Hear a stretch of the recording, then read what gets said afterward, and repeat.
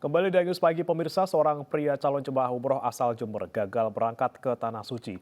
Diduga akibat serangan jantung, pria tersebut meninggal di dalam pesawat.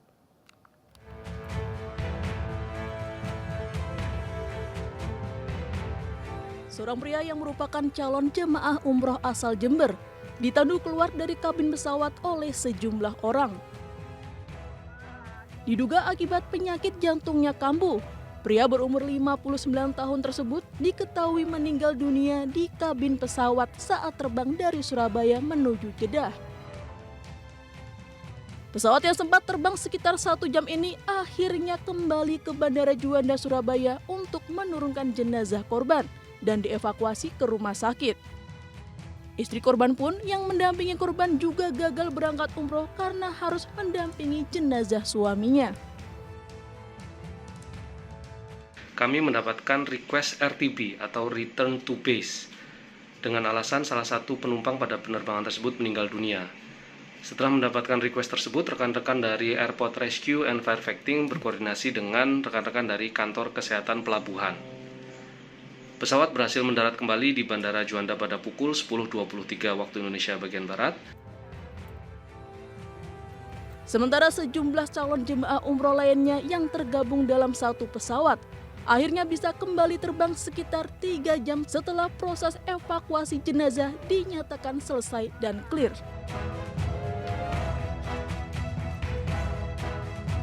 Sebuah angkutan umum atau angkot pedesaan di Kabupaten Garut, Jawa Barat menabrak sejumlah siswa sekolah dasar di SDN Mandalasari 1, Kecamatan Kadunggora, Kabupaten Garut. 6 siswa mengalami luka ringan, sementara 1 siswa meninggal dunia.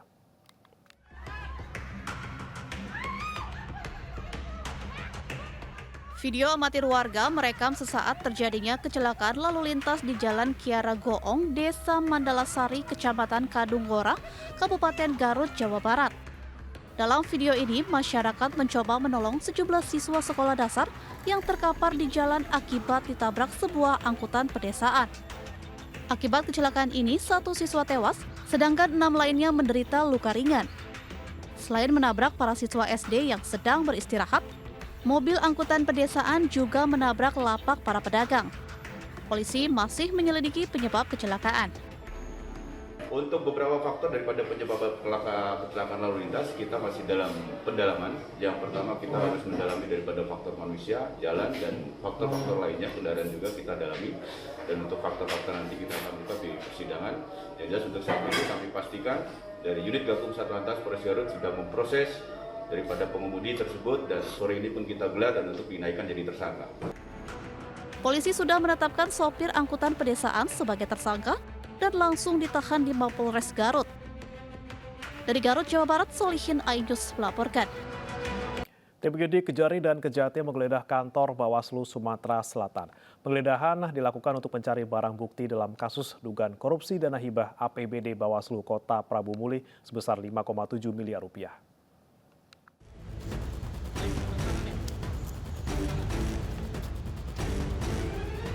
Tim Satuan Khusus Pemberantasan Korupsi Kejaksaan Negeri Prabu Mulih dan Kejaksaan Tinggi Sumatera Selatan menggeledah kantor Bawaslu Provinsi Sumatera Selatan. Dari hasil penggeledahan di kantor Bawaslu Sumatera Selatan, petugas penyidik Pitsus Kejari Prabu Mulih membawa 2 kontainer bertulis SPJ Dana Hibah APBD Bawaslu Kota Prabu Mulih tahun 2017-2018. Petugas juga membawa berkas anggaran kegiatan dana hibah Bawaslu Kota Prabu Mulih tahun 2017 sebesar 700 juta rupiah dan di tahun 2018 sebesar 4,9 miliar rupiah. Penggeledahan dilakukan diduga adanya korupsi di kantor Bawaslu Prabu Mulih dan keterkaitannya dengan Bawaslu Provinsi Sumatera Selatan. Diduga nih ya, jadi proses dana itu apa? Dana hibah 2017-2018 yang kemarin informasinya juga sudah kita tahu bersama, maksudnya ada penggeledahan di Bawaslu Kota Prabu Mulih. Masalah ini pembuatan ST dan ada beberapa pekerjaan di sini. Berapa total kerugian negara? Kalau kerugian negara sedang jadi dokumen ini dalam rangka untuk menghitung kerugian negara Jadi cukup saja disampaikan bahwa 2017 dan 2018 Bawaslu Kota Prabumuli menerima hibah 5,7 miliar dari Kota Prabumuli. Saat ini 15 orang dalam pemeriksaan tim penyidik, sedangkan untuk kerugian negara tim penyidik masih menunggu hasil audit BPKP. Dari Palembang, Sumatera Selatan, Guntur, iNews melaporkan. Pemirsa, Anda masih ingat dengan kasus kerangkeng Bupati Langkat nonaktif terbit rencana perangin-angin?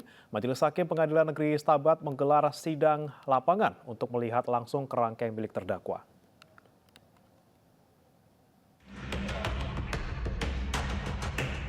Sidang lanjutan kasus kerangkeng Bupati Langkat nonaktif terbit rencana perangin-angin digelar di lokasi kerangkeng besi di Desa Raja Tengah, Kecamatan Kuala, Kabupaten Langkat.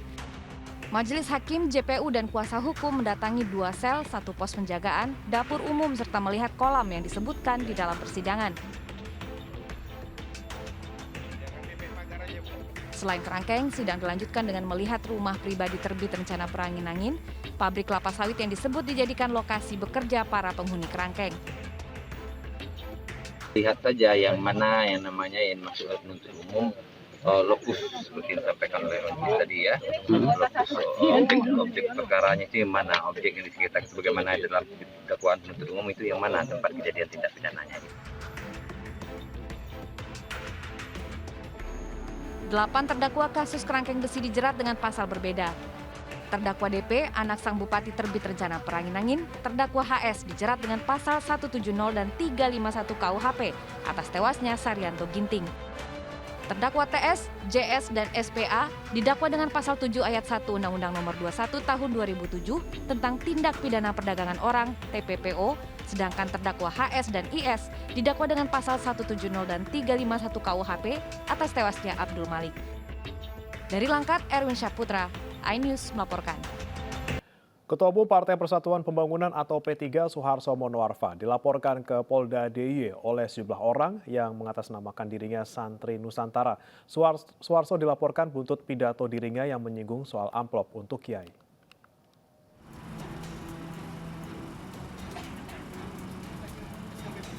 Dinilai melukai hati para kiai dan santri di Indonesia, sejumlah orang yang tergabung dalam Santri Nusantara melaporkan Ketua Umum Partai Persatuan Pembangunan ke Mapolda DIY. Mereka prihatin terhadap pernyataan Suharso yang menyinggung soal amplop Kiai saat pembekalan anti korupsi di kantor KPK pada 15 Agustus lalu yang dinilai menyebar kebencian dan penghinaan. Kuasa hukum Santri Nusantara Hidayat bahkan berjanji siap akan mengganti seluruh amplop atau uang yang dikeluarkan Suharso yang telah diberikan kepada para kiai yang ditemuinya. Yang dilaporkan Pak Suharso Monoarfa. Kebetulan beliau sekarang menjabat sebagai Ketum DPP Partai P3. Gitu. Dan alhamdulillah di sore hari ini laporan kami diterima oleh Polda DIY. Harapan dengan pelaporan ini bisa ditindaklanjutin sampai menemukan titik yang betul-betul kita inginkan. Dengan laporan ini mereka meminta Ketua Umum P3 tersebut minta maaf kepada kiai dan para santri secara terbuka dan berharap pihak kepolisian mengusut sesuai aturan hukum yang ada. Dari Yogyakarta, Gunanto Farhan, iNews melaporkan. Pemirsa, orang tua Brigadir Nofriansyah Joshua Huta Barat kemarin mewakili sang anak untuk menerima ijazah kelulusan sebagai sarjana hukum di Universitas Terbuka. Almarhum Brigadir Joshua dinyatakan lulus dan meraih indeks prestasi kumulatif 3,88. Ijazah dan pemberian ucapan selamat kepada orang tua Brigadir Nofriansyah Joshua Huta Barat.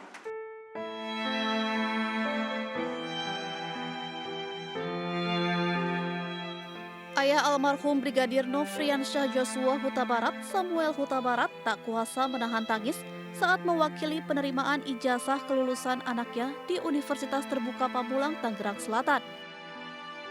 Samuel Huta Barat tak henti-hentinya meneteskan air mata saat almarhum Brigadir Joshua dinyatakan lulus dengan perolehan indeks prestasi kumulatif 3,28. Ia pun merasa bangga karena anaknya berhasil lulus dan diwisuda sebagai sarjana ilmu hukum meski telah tiada. Samuel pun menyampaikan ada satu keinginan Brigadir Joshua yang belum tercapai, yakni melanjutkan studi strata 2-nya. inilah kesedihan yang saya rasa secara pribadi ataupun keluarga besar. Sesudah dia berjuang untuk mendapatkan sarjananya, sayalah yang menggantikan almarhum. Sangat sedih, sangat sedih. Tak hanya tangisan dari Samuel, para peserta wisuda serta para pengajar pun ikut memberikan dukungan agar keluarga Brigadir Joshua selalu diberi ketabahan. Sebelumnya, mendiang Brigadir Joshua telah dinyatakan lulus pada April 2022 dan berkuliah sejak tahun 2015 dengan program belajar jarak jauh. Dari Tangerang, Banten, Nunung Purnomo, iNews melaporkan. Pemirsa, beberapa fakta diungkap Komnas HAM saat RDP dengan DPR. Sosok yang mengancam akan membunuh Brigadir Joshua ternyata adalah sopir Ferdi Sambo, Kuat Ma'ruf. Selain itu, ponsel asli milik Brigadir Joshua hingga kini masih belum ditemukan.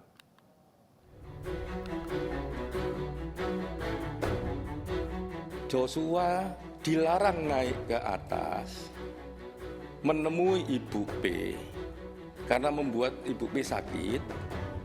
Kalau naik ke atas akan dibunuh. Komisi Nasional Hak Asasi Manusia mengikuti rapat dengar pendapat dengan Komisi 3 DPR RI. RDP membahas mengenai kasus penembakan Brigadir Joshua yang melibatkan mantan Kadif Propam Irjen Ferdi Sambo. Dalam rapat dengar pendapat tersebut, Komnas HAM mengungkap adanya pesan ancaman pembunuhan yang diterima oleh Brigadir Joshua. Pesan itu diterima sehari sebelum Brigadir Joshua dibunuh atau pada saat di Magelang 7 Juli 2022. Tanggal 7 malam, kan kematian tanggal 8, tanggal 7 malam memang ada ancaman pembunuhan. Kurang lebih kalimatnya begini, kurang lebih. Jadi Joshua dilarang naik ke atas menemui Ibu P karena membuat Ibu P sakit. Kalau naik ke atas akan dibunuh. Jadi itu komunikasi tanggal 7 malam. Gitu. Dan siapa yang melakukan waktu itu? Vera bilang diancam oleh siapa? Kami tanya, diancam oleh squad. Kita tahu bahwa squad itu yang dimaksud adalah Kuat Ma'ruf. Dalam perkembangan kasus penembakan Brigadir Joshua diketahui Kuat Ma'ruf merupakan sopir keluarga Ferdi Sambo. Saat ini Kuat sudah ditetapkan sebagai tersangka bersama 4 tersangka lain, termasuk sang sutradara pembunuhan Ferdi Sambo.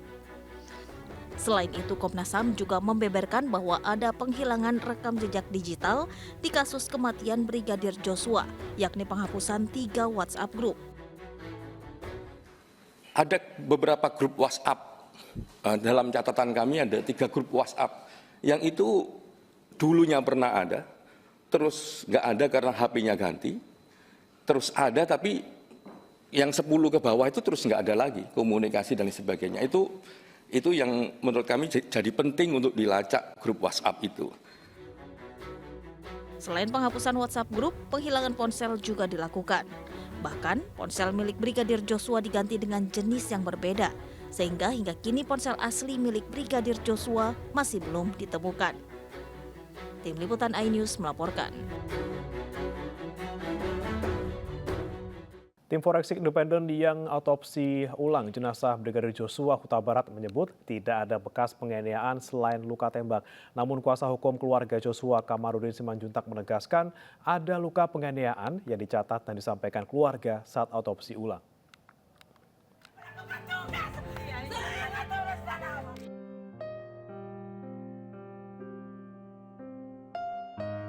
Tim dokter forensik gabungan menyerahkan hasil otopsi ulang Brigadir Nofriansyah Yosua Huta Barat ke Bareskrim Polri. Tim independen yang dipimpin Ketua Umum Persatuan Dokter Forensik Indonesia, Ade Firmansyah menyatakan pihaknya telah melakukan pemeriksaan forensik dengan sebaik-baiknya. Selain menegaskan bahwa tim bekerja tanpa tekanan pihak manapun. Saya bisa yakinkan sesuai dengan hasil pemeriksaan kami, baik pada saat kita lakukan otopsi maupun dengan pemeriksaan penunjang dengan pencahayaan dan hasil pemeriksaan mikroskopik, tidak ada luka-luka pada tubuhnya selain luka-luka akibat kekerasan senjata api. Ya, jadi luka-luka yang kita dapat, semua tempat-tempat yang mendapatkan informasi dari keluarga, selain yang diduga ada tanda-tanda kekerasan di sana, namun kami sudah bisa pastikan dengan keilmuan forensik yang sebaik-baiknya bahwa tidak ada tanda-tanda kekerasan selain kekerasan senjata api pada tubuh korban. Otopsi ulang ini tentunya ada plus minusnya pastinya ya. Tentu gambaran luka pun pasti akan lebih baik di otopsi yang pertama daripada yang otopsi kedua. Tapi dari kita bisa lihat bahwa otopsi yang kedua ini kami masih bersyukur banyak baik itu bantuan dari Allah Subhanahu wa taala, dari Tuhan Yang Maha Esa, serta dari tim yang kami siapkan. Penasehat kami juga semua memberikan petunjuk bahwa gambaran luka-luka yang kita temukan pada tubuh masih cukup jelas. Setelah kita review lagi baik dari tubuh, baik saat kita melakukan pemeriksaan, dari foto serta gambaran mikroskopik, kita masih bisa meyakini bahwa luka-luka itu adalah misalnya luka tembak yang ada di tubuh korban itu masih jelas sekali. Sehingga kalau dikatakan bagaimana apakah perbandingannya antara otopsi pertama dengan otopsi kedua, terus terang nanti kita sama-sama lihat di pengadilan pada saat kita hadir sebagai memberikan kesaksian. Sementara itu, kuasa hukum keluarga Yosua Huta Barat membantah tidak adanya penganiayaan yang dialami oleh Yosua. Kuasa hukum juga menyoroti sikap tim dokter yang tidak memberikan hasil otopsi kepadanya. Alasannya permintaan otopsi ulang itu dilaksanakan atas permintaan keluarga. Berdasarkan bukti-bukti elektronik yang ada sama kami, dikuatkan oleh pengamatan dokter dan ahli medis yang kami kirimkan mewakili kami ke ruang otopsi, mereka menemukan dan mencatat banyaknya luka-luka diduga hasil penganiayaan yang bukan disebabkan oleh peluru. Yang berikutnya ada keterangan tersangka yang menyatakan bahwa dianiaya dulu dengan cara dijambak-jambak dulu kepalanya atau rambutnya baru ditembak gitu. Jadi tersangka sendiri mengatakan mereka melakukan penganiayaan. Jadi bagaimana ini dokter forensik kita ini kalau mengatakan tidak ada penganiayaan gitu loh. Jadi saya hanya bisa katakan bahwa kita ini bekerja untuk Tuhan atau bekerja seperti untuk Tuhan. Kalau misalnya mereka mengatakan mereka independen tetapi dalam membuat pendapatnya mereka tidak independen, maka dia akan berhadapan dengan Tuhan Elohim. Kemudian kalau mereka independen maka harusnya saya juga diberikan salinan atau surat atau keterangan daripada hasil pemeriksaan mereka, karena yang memohonkan saya bukan penyidik. Tetapi kalau dia tidak memberikan ke saya tetapi memberikannya secara sepotong-sepotong kepada media, di mana makna independennya? Kan yang memohon otopsi kan saya, otopsi ulang. Yang memohon visum et repertum ulang kan saya atas nama keluarga. Maka seharusnya dilaporkan dulu ke saya, baru dilaporkan ke publik. Jadi yang dicatat oleh dokter yang mewakili keluarga, yang diizinkan oleh dokter forensik, termasuk magister kesehatan, bahwa mereka menemukan luka tembak dari bagian belakang tembus ke hidung. Kemudian mereka juga menemukan sayatan-sayatan di bawah mata dan di atas alis mata. Dokter yang mewakili kami juga menemukan bahwa ada luka tembak dari bawah leher tembus ke bibir bawah sebelah kiri. Kemudian dokter kami juga menemukan bahwa ada tembakan dari dada kiri tembus ke belakang. Dokter kami juga menemukan ada luka menganga di bahu sebelah kanan. Dokter kami juga menemukan ada luka tembus di pergelangan tangan kiri atau lengan kiri. Dokter kami juga menemukan patahan tangan kiri. Dokter kami juga menemukan beberapa patahan jari kelingking dan jari manis. Bahkan ada luka terbuka di jari manis. Kemudian dokter kami juga menemukan ada rembesan darah di kaki kiri. Di lipatan kaki kiri, lipatan dengkul itu loh. Dokter kami juga menemukan luka terbuka di pergelangan kaki kiri. Dokter kami juga menemukan kaki kanan tidak lurus lagi. Ini kan harus ada penjelasan ilmiah. Terkait perbedaan keterangan soal penganiayaan, tim forensik independen menyadari otopsi ulang memiliki kelebihan dan kekurangan dibandingkan otopsi pertama. Nantinya perbandingan hasil otopsi akan disampaikan di persidangan dengan melibatkan ahli. Komisi Nasional Hak Asasi Manusia atau Komnas HAM sepakat untuk tidak melanjutkan investigasi dalam kasus kematian Brigadir Joshua. Ketua Komnas HAM menyatakan penyidikan yang dilakukan oleh polisi saat ini sudah sesuai dengan koridor.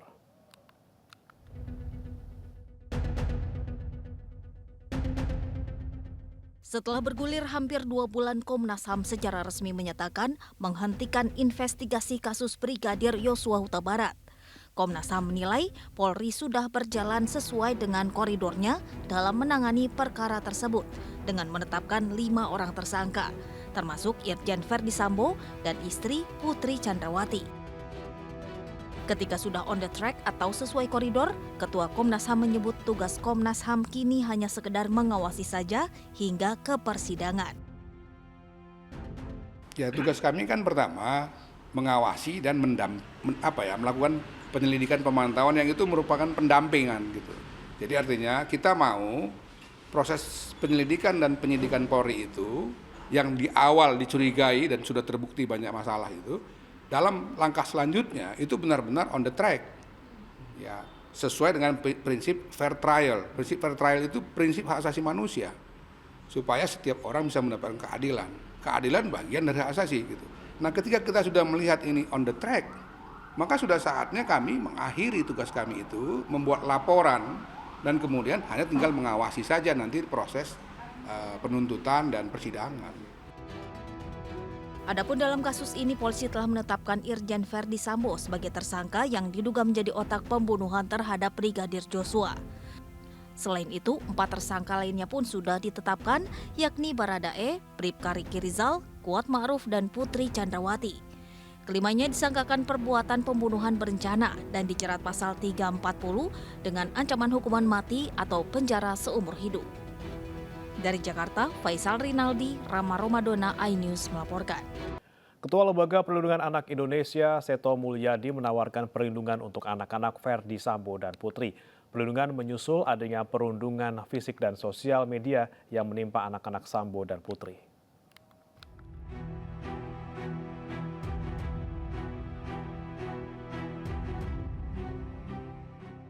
Ketua Lembaga Perlindungan Anak Indonesia LPAI, Seto Mulyadi, Selasa siang mendatangi gedung Bareskrim Polri. Kak Seto berupaya memberikan pendampingan psikologis secara profesional bagi anak-anak Verdi Sambo dan Putri.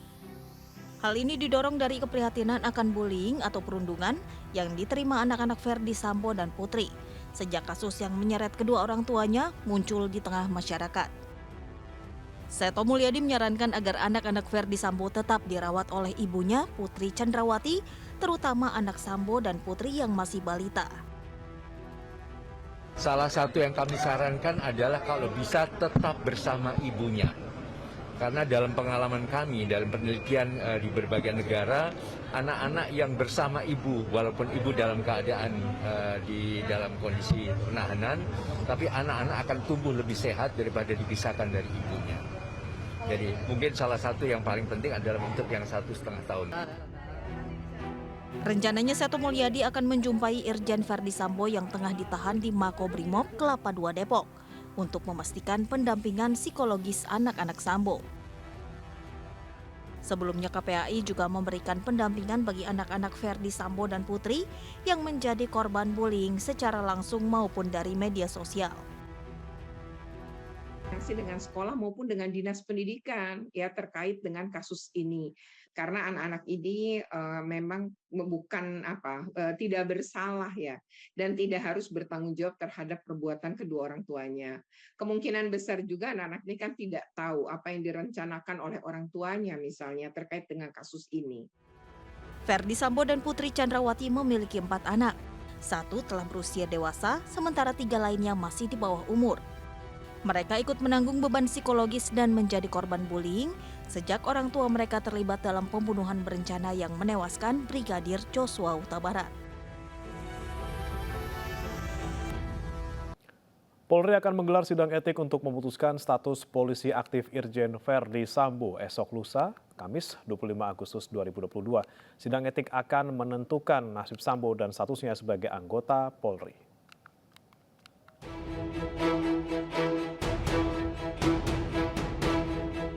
Pasca ditetapkan sebagai tersangka pembunuhan Brigadir Joshua, Irjen Ferdi Sambo akan menjalani sidang etik di institusinya.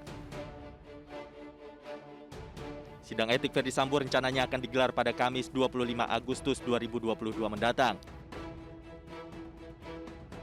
Semula, sidang kode etik Ferdi Sambo sempat diagendakan hari ini, namun Divisi Hukum Polri masih melakukan pemberkasan.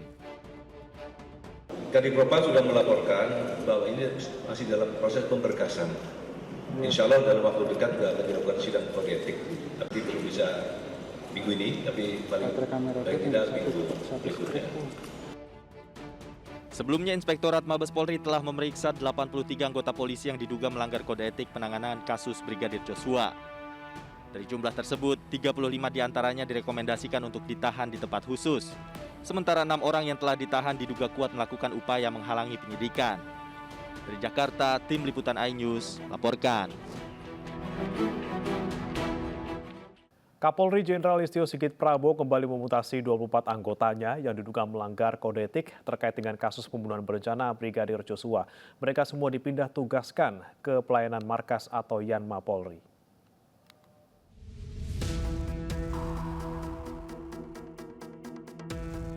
Kapolri Jenderal Listio Sigit Prabowo kembali melakukan mutasi besar-besaran anggotanya. Mutasi ini terkait dengan kasus pembunuhan berencana Brigadir Nofriansyah Joshua Huta Barat. Dalam mutasi kali ini sebanyak 24 personel Polri diduga terlibat pelanggaran kode etik dalam penyidikan kasus pembunuhan Brigadir Joshua. Selain Barada Richard Eliezer dan Brigadir Ricky Rizal yang sudah menjadi tersangka, terdapat pula nama Kapolres Jakarta Selatan, Kombes Budi Herdi Susianto. Ke-24 personel yang dimutasi terdiri dari 4 komisaris besar, 5 ajun komisaris besar, dan 2 komisaris.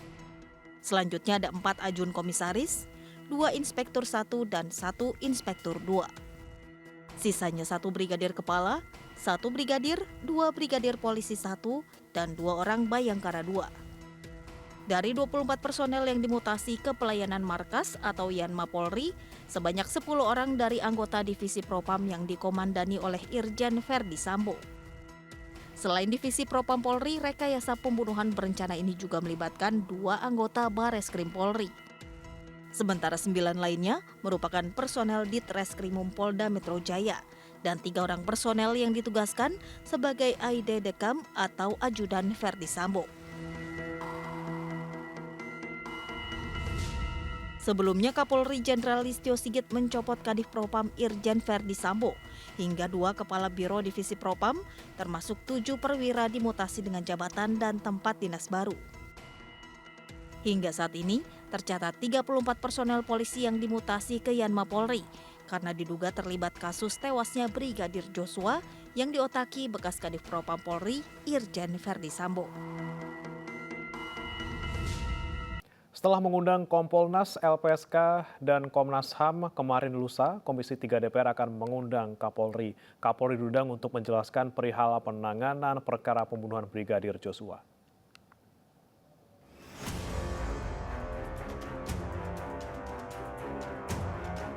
Komisi 3 DPR RI akan mengundang Kapolri Jenderal Listio Sigit Prabowo pada hari Rabu usai bertemu dengan Kompolnas, Komnas HAM, serta LPSK dalam rapat dengar pendapat Senin kemarin. Kapolri akan diundang untuk menjelaskan perihal pembunuhan Brigadir Joshua yang menjadi perhatian publik. Kondisi inilah yang hari ini kita gali rapat sama Kompolnas, Komnas HAM sama LPSK dalam rangka persiapan rapat hari Rabu dengan Kapolri. Ya. Jadi keterangan Pak Mahfud akan kita cross check lagi dengan Pak Kapolri pada Rabu besok. Kalau saya sih melihat bahwa Kapolri hari ini dengan kebongkarnya ini kan ada kemauan Pak Sigit untuk memperbaiki diri. Ya kalau saya pribadi, apapun ini luar biasa. Ya, kalau saya jujur aja, saya apresiasi gitu loh.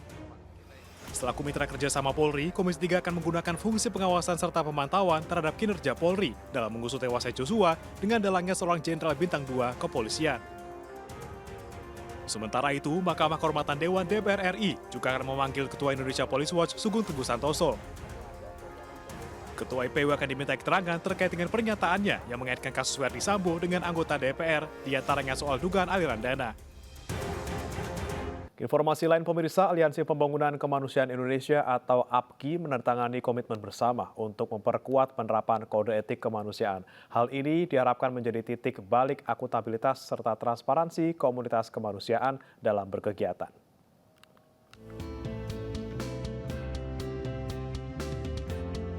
Aliansi Pembangunan Kemanusiaan Indonesia (APKI) berkomitmen menjaga serta menguatkan kode etik kemanusiaan. APKI terdiri dari 7 aliansi lembaga non-profit kemanusiaan, yakni MPBI, FOS, Poros, PFI, JMK, Sejajar, serta HFI. Melalui penandatanganan komitmen bersama memperkuat penerapan kode etik kemanusiaan, APKI berharap organisasi kemanusiaan semakin kompeten dan bertanggung jawab. Aliansi ini juga menggelar diskusi publik tentang formulasi kerangka kerja kemanusiaan Indonesia secara daring. Sementara itu, pemerintah mengapresiasi serta mendukung penuh adanya inisiasi komitmen kode etik kemanusiaan. Saya kira ini adalah peristiwa bersejarah yang patut kita apresiasi, di mana para pegiat kemanusiaan bersepakat untuk melakukan aksi-aksi kemanusiaan itu secara beretika, ya, dengan meningkatkan manajemen yang lebih baik, kepedulian yang lebih inklusif, dan juga melaksanakan beberapa kegiatan-kegiatan secara akuntabel. Sebenarnya ini sebenarnya kasus apapun yang terjadi itu memang kita memiliki keyakinan dan memang memiliki komitmen bahwa semakin ke depan kita harus terus menjaga dan meningkatkan kualitas layanan kita. Jadi kita harus memegang prinsip kode etik kemanusiaan dan juga akuntabilitas dan transparansi. Penandatanganan komitmen ini sekaligus juga sebagai pilar akuntabilitas tindakan kemanusiaan di antara organisasi masyarakat sipil. Dari Jakarta, Enggar Bagus, iNews melaporkan.